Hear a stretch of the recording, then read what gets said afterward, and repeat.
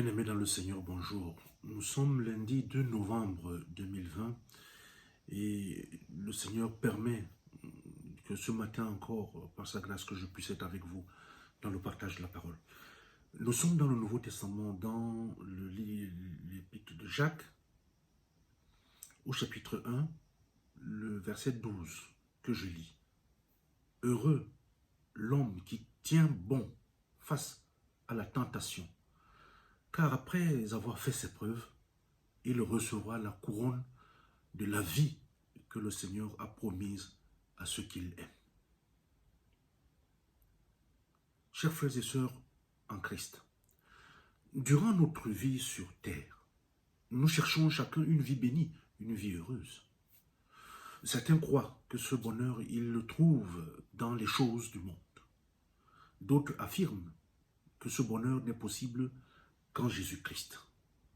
Nous, chrétiens, sommes sur la deuxième position et nous la revendiquons même. Car nous ne disons pas seulement que le bonheur passe par Jésus, mais nous disons que le seul bonheur durable vient à travers lui. Nous déclarons catégoriquement qu'il n'y a pas de paix ultime ou de joie ou alors d'accomplissement dans des choses comme le sexe ou l'argent ou le pouvoir ou la renommée ou les médailles ou les grandes successions ou autre chose que l'argent peut acheter. La richesse, c'est vrai, elle peut faire beaucoup de choses, mais elle ne peut pas acheter la tranquillité d'esprit. La renommée, elle peut faire beaucoup de choses, mais elle ne peut pas nous libérer du sentiment de culpabilité. Alors quand Jacques écrit aux chrétiens souffrants, dispersés à travers l'Empire romain, il a inclus ce verset qui nous dit comment nous pouvons être bénis par Dieu. C'est le chemin du vrai bonheur.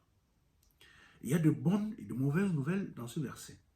La bonne nouvelle, c'est que cette bénédiction est disponible pour tous ceux qui la veulent. Mais la mauvaise nouvelle, c'est que la bénédiction, elle a un prix. Il faut tenir bon face aux tentations. Il faut être endurant devant les épreuves. Il faut se battre quand les ennuis arrivent. Ensuite, il faut prendre conscience que la vie n'est rien d'autre qu'une série de tests. Donc, on réussit certains et on échoue devant d'autres. Mais ce n'est qu'à la fin des tests que l'on est approuvé. On ne gagne pas une place au ciel sans douleur. Chers frères et sœurs dans le Seigneur, la vie chrétienne est parfois rude. Mais sachons que la politique de Dieu, c'est la victoire. Si la vie était facile, nous serions tentés de penser que nous n'avons pas besoin de la grâce de Dieu.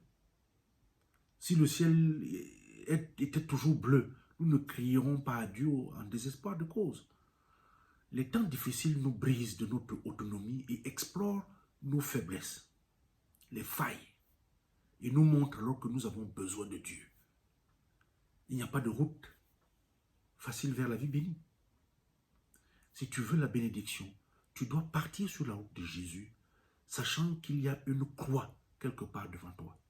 Garde seulement présent à ton esprit que ce sont ceux qui endurent leurs épreuves avec grâce, qui trouvent l'approbation de Dieu et à la fin reçoivent la couronne de vie. Le thème de notre prière de ce matin est le suivant. Il n'y a pas de route facile vers le bonheur. Il n'y a pas de route facile vers le bonheur.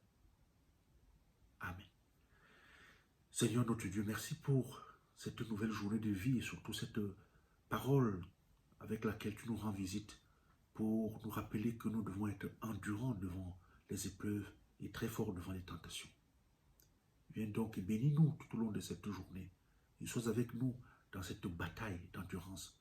Nous t'avons prié au nom de Jésus.